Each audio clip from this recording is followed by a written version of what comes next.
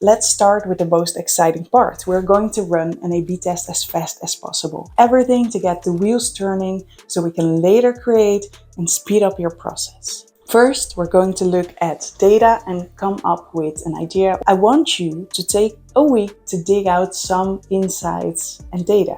Even if you think you already know, you're still going to sit down and do this, and I promise you it will bring you value. You can use my Miro template here.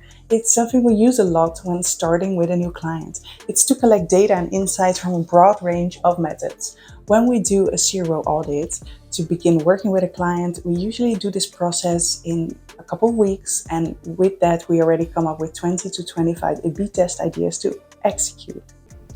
This is a Miro template that you can use, so it's on the Miroverse. You can go there and use it as a template for your own. And here you have a home for all your insights and data. So here you have the insights you see in heat maps. Where's the fold is everything that's important above the fold. Do you see any clicks that are on things that you cannot click on? So those kind of insights will go here.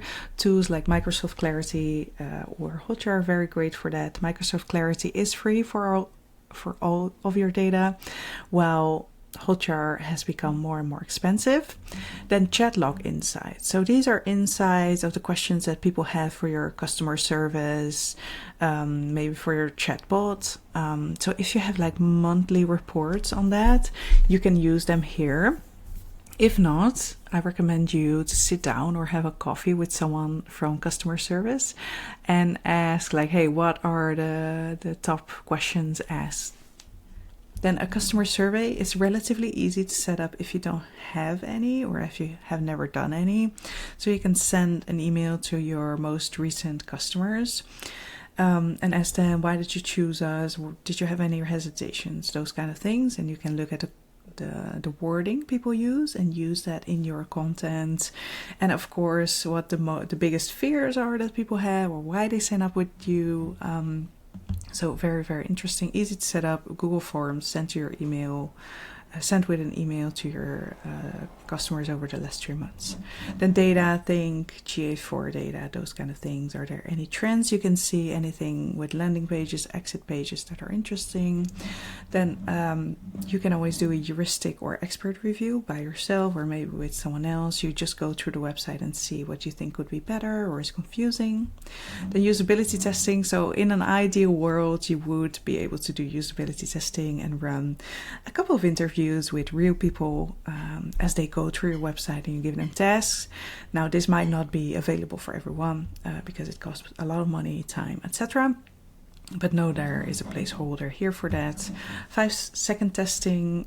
So those are especially helpful for B2B SaaS or new products. You take a screenshot of your page and ask people if they understand what it is in 10 seconds and if they know where to go.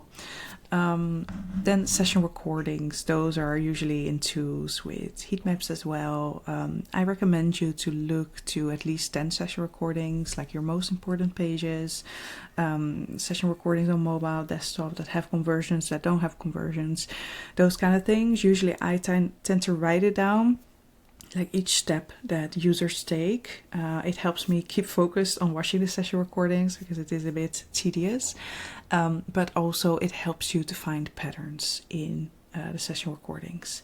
And when you have all your insights noted here, you can zoom out and take a look at everything that's here and kind of let the magic happen here, because there is a form of creativity that you can use to come up with themes or strategic things to work on that you see coming back here. So if you see like, hey, there's something with reviews here in the chat logs, and there's something in the data, and I also see something in session recordings that people spend a lot of time on it, that's going to be a strategic theme that I'm going to optimize for the coming quarter, for example. But this will also help you steer you into the right direction to start your A/B testing process and journey.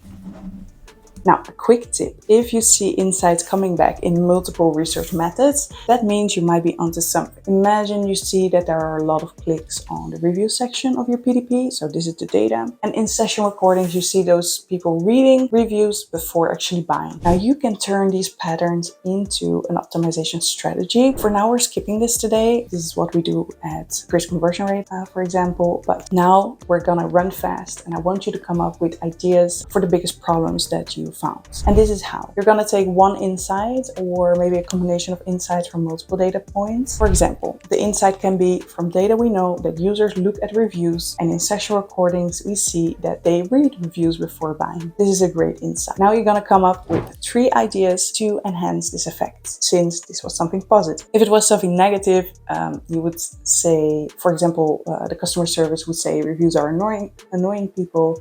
You might want to look for the opposite effect, of course. Now, based on the data we can assume that reviews are important for visitors to convert. Some test ideas that play into this are placing reviews higher on the page, making the font bigger or making them strike more, have a little animation. And third, make it more clear that you can click on the stars. If you were to write a hypothesis out of this, then it would be because we saw, and then data feedback, we expect that a change will cause an impact, and we'll measure this using your first main KPI or data metric. Because we saw in data and session recordings that many visitors want to read reviews before buying the product, we expect that placing the reviews higher on the page will help people to buy and understand the product better. And we'll measure this with conversion rates and click-through rates to the checkout. Now, upload the screenshot of your page to whatever you are using as an AI, ChatGPT, whatever, and ask for 10 more ideas and see if there's anything useful. So we're gonna find more ideas. Select the ones you like. In total, you might have 5 ideas right now. And for kickstarting your experimentation program, I want you to focus on the ideas that are easy to build, easy to get started with, and easy to get live. Like I said, your focus right now is velocity and getting the wheels of your experimentation program to turn. Normally at this point, this is where you do prioritization. If you have a list of ideas, like 5 ideas, and normally we would do that, but now we focus on what we can do and how we can get started as soon as possible. If I can recommend you any prioritization framework, I'd say PXL. For now, we're gonna run with tests that we can code ourselves or use the visual editor of our experimentation platform to go live. Because this is all about learning how testing works and you'll get better at it. It's just a matter of practice makes perfect. I'm not doing the most difficult and innovative thing at this point because that will slow you down. Start small, get better, grow big. Now, you have worked on one insight only, but you might want to do the same steps, create a hypothesis, etc. for 2 other more insights. So maybe let's go through another example. Let's take a B2B brand. They don't want more conversions as in selling a product. They want people to take a free trial or book a demo. And we want to increase the traffic to the pages where they can sign up for those as main KPI. Our secondary KPIs can be the actual bookings or free trials, but usually the traffic is too low to measure those, not all. Now, an insight that we might have found is that people really like to watch product videos. So we're gonna come up with a couple of quick ideas, like instead of the video, we're gonna place multiple GIFs throughout the website that show key functions only very quickly. The second idea might be we make the video more accessible for mobile devices. Third idea, we're gonna create a better video. Now, the last one is more time consuming and we cannot get it live within a week. So that's probably one we're not gonna start with right now, but we might choose that later. Now we're going to ask ChatGPT to come up with some ideas for us. You'll now have a list of to-do, some your own, others generated with AI. Now pick the test you can put live this week and that you might be able to build yourself. That's what we're going to focus on. Here you see the testing tool Convert. This is just one of the testing tools. There are many, but here you see the visual editor. Sometimes it can be very easy to remove elements or move elements like we're doing here for the cart page. Usually simple tests are tests that remove an element, replace an element somewhere else on the page, change a font, color, change a text, add a micro copy, add a CTA somewhere. Those are usually pretty feasible. Okay, so that was part 1. Now we're going to get to part 2. We have built our experiment, we have put it live, but we also need to focus on building an experimentation process. It's the least unsexy thing to do, but you need this in order to keep track of everything and make sure your processes run smoothly. The basics that you're going to need is defining a process and its steps. And at the base, those are having a status like backlog, design, development, live, analysis, and done. And you can use this later to plan and work with a team on getting A/B tests live. And for each test you create, you have fields. And the minimum fields you should have are